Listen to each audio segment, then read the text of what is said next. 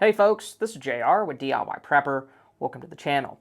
As preppers, we invest a lot of money in survival gear and supplies, and some of it can be pretty expensive.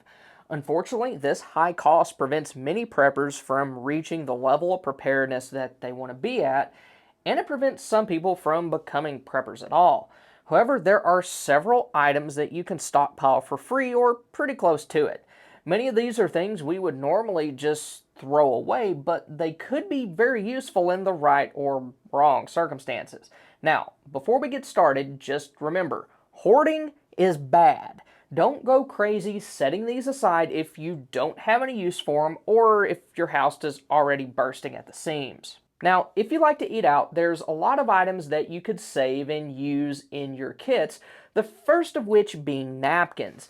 These come with pretty much any kind of takeout, whether it's a cheap burger or higher end like Chinese or Mexican food. Most of y'all probably already have some of these in like the glove box or your car to help deal with small spills, and you could use them in your kits for that purpose as well. Then, aside from cleaning, they also make pretty good fire starters since they're thin paper. If you like to get barbecue, you may even be able to get some wet wipes, but those won't be flammable at least until they dry out because, well, water. There's also a lot of condiments that you can save. Small packets of salt, pepper, and ketchup take up almost no space in your pack, and they can go a long way towards giving your survival food a little extra flavor. Hot sauce is another good thing to keep on hand, and honey packets can help give you a little bit extra energy as well. Then, another thing that you can set aside from takeout orders is plasticware. My family used to have a full gallon-sized Ziploc bag full of plasticware packets like these that we picked up different places. Those, of course, can go in different kits, but they can also be very useful at home during situations where you lose water or you're just under a boil water notice. You can use those instead of regular silverware, which will reduce the amount of dishes that you need to do, thus saving water. Then the next group of free items preppers should stockpile are those that can be used for storage and organization. A perfect example of this is jars. These are some jars and nails and screws I picked up from my grandfather's basement, and people have been using them for this purpose for ages. They do an excellent job organizing small items, and since most of them are clear, it's easy to see what's inside. Unfortunately, though, glass jars aren't very durable. All it takes is one little brain fart for it to be shattered all over the floor. However, many jars nowadays are made of plastic, so they won't have that problem, although most of them aren't transparent. One of my favorite freebies, though, I've come across here recently is these Tupperware containers I get from a local Mexican restaurant. When we get takeout, they put the beans and rice in one of those, and they're also perfect for storing small items, and they're reasonably durable, so they're not going to break apart the first time you use them. Another storage related item that you can get for free is Ziploc style bags that package small items. These work really well for holding fire starters like Vaseline cotton balls, but even if they have small holes in them, they can still be used to organize items that won't get ruined if they get wet for one reason or another. Plastic grocery bags also work well for organizing certain items and can serve as makeshift trash bags. I'm sure most of us have probably used these in our cars on things like road trips or to line small trash cans in our home or office. And, they can do the same thing in our survival kits as well.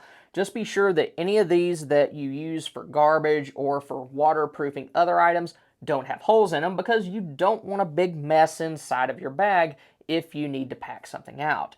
There's also a chance that you might be able to use bags like these as transpiration bags to get water out of tree leaves, but you would probably want a larger plastic bag for this so that you can get as much foliage in the bag as possible. Twisty ties are another item I like to keep a small stockpile of. They work really well for organizing charging cables, and if needed, they can also help tame straps like on your bags or just a little bit too long for their own good. You can also use them to organize small items like keys or as a makeshift way to repair glasses, and rubber bands can be used for many of the same purposes. Then cardboard boxes are another good thing to keep on hand. These of course are useful for storing different kinds of survival gear. However, I would not store anything in them that could get messed up by rodents or is susceptible to water damage, because cardboard isn't going to provide any sort of protection against either of those. If you can cut them down, they make excellent target backings. That's actually one thing that I'm doing to a lot of the cardboard boxes I get. I take the larger ones and cut them down as close to 24 by 35 as I can. Now, if you're storing cardboard boxes and not using them, be sure to collapse them first, because if you don't, mice and rats will nest inside of them. My wife and I had a friend who asked me and my best friend Nick to come kill a mouse she thought she had caught on a glue trap in her apartment's outdoor closet. A mouse. When we opened the door, we didn't see anything, so we started rummaging around to see if we could find it, and a massive rat came running towards us. We both yelled and did our best Lord of the Dance impression trying to get away from it, while my wife and our other friend screamed in terror in the safety of the inside. As we continued to look through the closet, we found a nest, complete with several little baby rats hiding inside an old printer box. So just keep that in mind when you're storing those. Another container I like to save is coffee cans and laundry pod cans. These work really well for holding small items like tea light candles, and I've also been known to use them to hold brass I find at the range. Then you can use them to hold mini kits or to carry water, and metal cans work well if you need to melt wax or you want to use them as a shovel. After that, there are several other items that you can repurpose for survival. I've shown how to make an alcohol stove out of a soda can in a few of my videos, and being able to do that is actually pretty useful. I made my first one during the 2021 Texas ice storm when I was worried our power could go out and we didn't have a whole lot of fuel for our camp stove. Those are nice since they can run on many different forms of alcohol, including isopropyl, which we had in our medicine cabinet. Then another way that you could repurpose items you would just normally throw away is to make a buddy burner. To do this, take a metal can like what canned chicken would come in, and then cut strips of cardboard that you can coil around the inside of the can. Also be sure to take a small piece of the cardboard that you can use as a wick. After that, pour melted wax into the can and you'll have a large burner that you can use to boil water or cook on. Newspapers or ad mailers also make excellent fire starters, and yes, I know most of y'all probably don't get newspapers anymore, but you probably still get junk mail. Where I live, a lot of it, especially from local grocers, still uses that same kind of paper, and we've used it a lot for starting our charcoal when grilling. Then dryer lint is another popular prepper fire starter, but all dryer lint is not created equal. While most of it will probably ignite easily, cotton's preferable since it won't produce harmful fumes like lint from synthetic fabrics might. Because of this, the best time to scavenge dryer lint is after a load of towels or jeans. And like cotton balls, this will work best if you can add a little Vaseline to them to help them burn longer. Straws can be cut into shorter segments and then used to store small items. Just hold one end with the pair of pliers and burn it with a lighter. Place what you want to store into the straw and then seal the other end. This will create an airtight and waterproof seal that works well for storing greasy items like fire starters or for storing items that you want to keep dry. Then 2-liter soda bottles can work well for storing water and dry goods. Just be sure that you clean them out thoroughly so there's no crud left in there, and ensure that they're totally dry if you're using them for food storage. Since they're transparent, you want to store them somewhere pretty dark so that light won't encourage algae growth if you're storing water or degrade your dry goods. Old bottles also work well if you need a backup water filter. These may not remove bacteria or viruses, but they will remove larger debris. If you add activated charcoal to them, it could be a good way to remove chemical contaminants from your water. You can also use laundry detergent containers for holding water, but only use those for water that you don't plan to drink. You could use this water for flushing toilets and then also other household cleaning tasks. Then smaller bottles can be used to water seedlings if you poke holes through the lid. Paper clips also have several different uses. If you smash one end flat, then you can use it as a makeshift screwdriver for tightening small screws like those for glasses. And for larger flathead screws, you don't even need to do that. Just place the paper clip into the slot and turn. And of course, they can also be used to get into some locks. And even though you'll probably need to buy these most of the time, you may be able to get some 5-gallon buckets for free as well.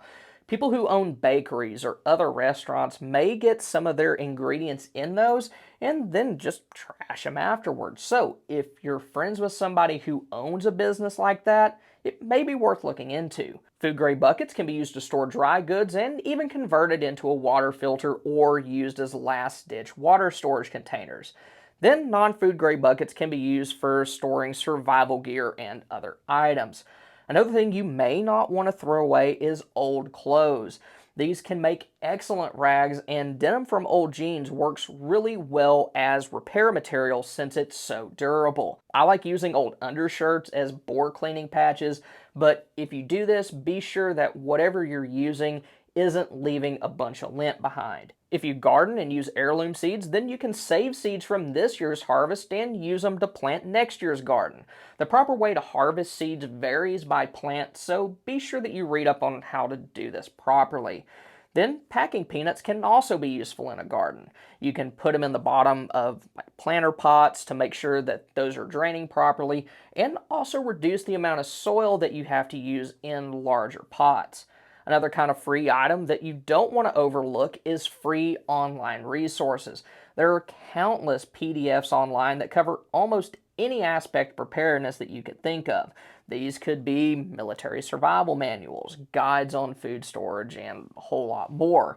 You can print these out and store them in your preparedness notebook if you have one, or store them on a flash drive or an EMP protected tablet. Then, even though it isn't as easy, you could always just jot down notes while you're watching YouTube videos like these. Then there's a lot of good gear out there that you may not be able to get for free, but pretty close to it. Flea markets and garage sales are excellent places to look for deals. For example, I got my brace and bit set for around $20 or $25, which is way less than what they're actually worth. Then I also got a military water can for around the same price, which is about half of what they sell for new. Thrift shops can also work well, especially if you're looking for things like clothing, camping gear, or cast iron cookware.